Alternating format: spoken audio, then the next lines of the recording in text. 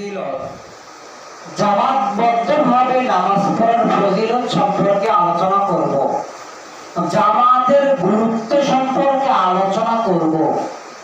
বাড়িতে সালাত আদায় করা এবং হাটে বাজারে সালাত আদায় করা এবং মসজিদে সালাত আদায় করা এবং একাকী সালাত আদায় করা, কোন সালাতের গুরুত্ব বেশি? একাকিত্বভাবে সালাত আদায় করার গুরুত্ব বেশি, বাজারে সালাত আদায় করার গুরুত্ব বেশি, বাড়িতে সালাত আদায় করার গুরুত্ব বেশি, নাকি মসজিদে এসে জামাতবদ্ধভাবে সালাত আদায় করার গুরুত্ব বেশি? জামাতবদ্ধভাবে জীবন যাপন করতে হবে।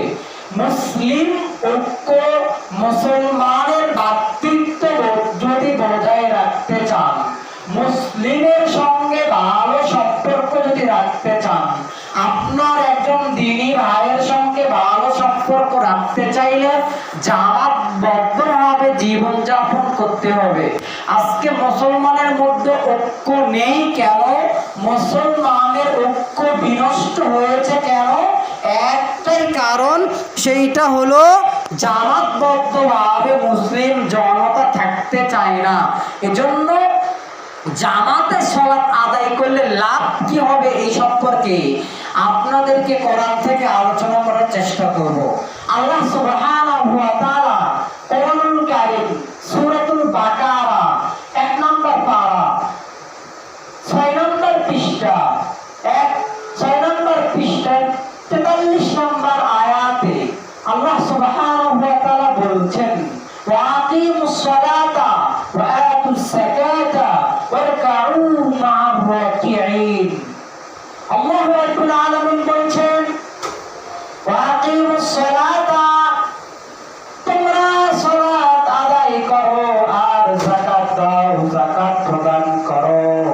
ওয়া আকিমুস সালাতা ওয়া আতুস যাকাতা ওয়ারকাউ মা'আর রাকিঈন। ওয়ারকাউ, তোমরা রুকু করো, মা'আর রাকিঈন, মা'আর রাকিঈন, কাদের সঙ্গে? রুকুকারীদের সঙ্গে। আল্লাহ বলেছেন তোমরা সালাত আদায় করো এবং যাকাত দাও আর রুকু করো রুকুকারীদের সঙ্গে।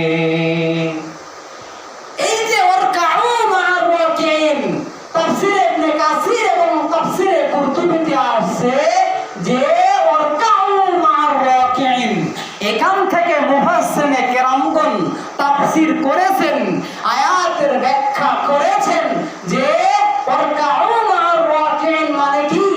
আপনার রুকুকারীদের সঙ্গে রুকু করো। আল্লাহ বলছেন রুকুকারীদের সঙ্গে রুকু করো।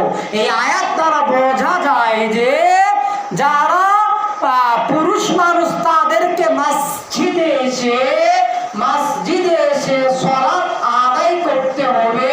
ওয়ারকাউ মা'আর রাকিঈন, রুকুকারীদের সঙ্গে রুকু করতে হবে, রুকুকারীদের সঙ্গে সালাত আদায় করতে হবে। ইমামের সঙ্গে যারা সালাত আদায় করে তার সঙ্গে সালাত আদায় করতে হবে। এর মাধ্যমে কি হবে? যখন আপনি রুকুকারীদের সঙ্গে রুকু করবেন, যখন আপনি মসজিদে জামাতবদ্ধভাবে সালাত আদায় করবেন, এর মাধ্যমে কি হবে? আপনার একজন মুসলমান ভাইয়ের সঙ্গে দ্বন্দ্ব হয়েছে, আপনার একজন মুসলিম ভাইয়ের সঙ্গে দ্বন্দ্ব হয়েছে, ওই মুসলমানের সঙ্গে আপনি কথা বলেন না, আপনার প্রতিবেশীর সঙ্গে একটু দ্বন্দ্ব হয়েছে, আপনার প্রতিবেশীর সঙ্গে একটু মনোমালিন্য হয়েছে, ওই প্রতিবেশীর সঙ্গে কথা বলেন না, ওই মুসলিম ভাইয়ের সঙ্গে কথা বলেন না। তখন যখন আপনি জামাতে সালাত আদায় করতে আসবেন, আপনার ওই মুসলিম ভাইটা আসছে, দেখলেন আপনার মুসলমান ভাইটা সালাত আদায় করছে, আপনিও সেখানে দাঁড়িয়ে জামাতে সালাত আদায় করলেন। নবী বলছেন মান সালাতান বা'দা ফুরজাতান, আল্লাহর নবী বলছেন বানাল্লাহু লাহু বাইতান ফিল জান্নাহ। আল্লাহর নবী বলছেন কেউ যদি কারণ তোমরা যখন সালাত আদায় করো ফুরজাতান, তখন সালাতের মাঝে যে ফাঁকা অংশ সেগুলো তোমরা পূরণ করো, অর্থাৎ কাদের সঙ্গে কাঁধ, পায়ের সঙ্গে পা মিলিয়ে সালাত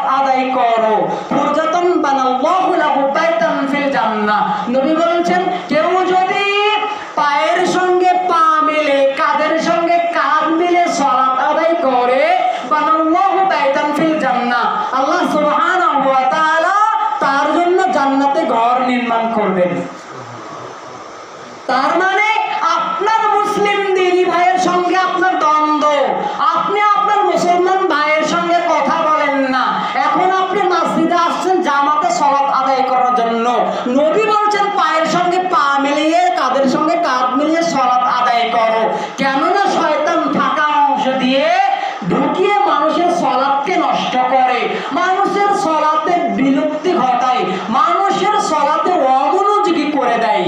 এজন্য কাঁধের সঙ্গে কাঁধ মিলাতে হবে, পায়ের সঙ্গে পা মিলাতে হবে।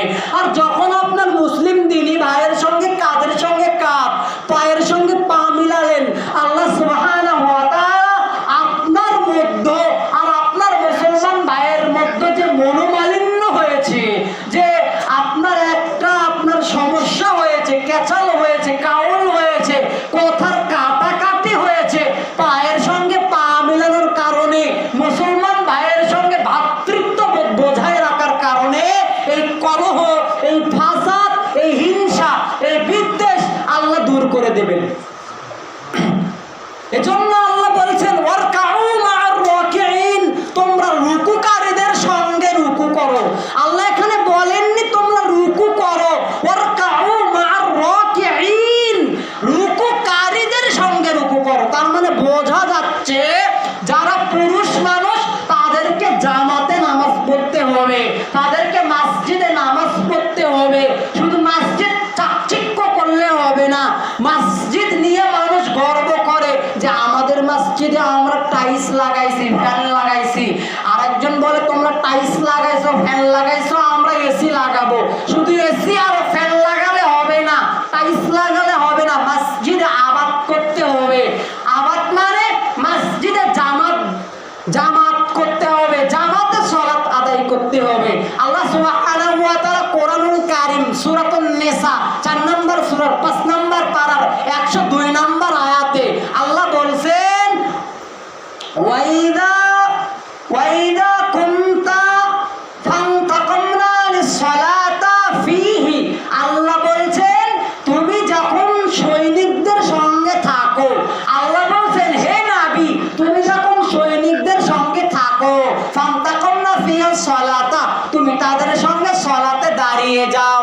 এবং আর একদল অস্ত্র নিয়ে তোমাদেরকে পাহারা দেবে। আর তোমার সালাত যখন শেষ হয়ে যাবে তখন তারা পিছে হটে যাবে, তারা তখন অস্ত্ররক্ষী হবে এবং পূর্বের দল পরবর্তী দল তোমার সঙ্গে সালাত আদায় করবে। তার মানে এই সূরা নিসার 102 নম্বর আয়াত দ্বারা প্রতীয়মান হয়, সূরা নিসার 102 নম্বর আয়াত দ্বারা বোঝা যাচ্ছে সাহাবীগণ নবী সাল্লাল্লাহু আলাইহি ওয়াসাল্লাম জিহাদের ময়দানে যুদ্ধক্ষেত্রেও জামাতবদ্ধভাবে সালাত আদায় করেছে। সালাত আদায় করেছে তো করেছে, একদল সালাত আদায় করেছে, আর একদল যুদ্ধ করেছে এবং শত্রুর সঙ্গে মোকাবেলা করেছে।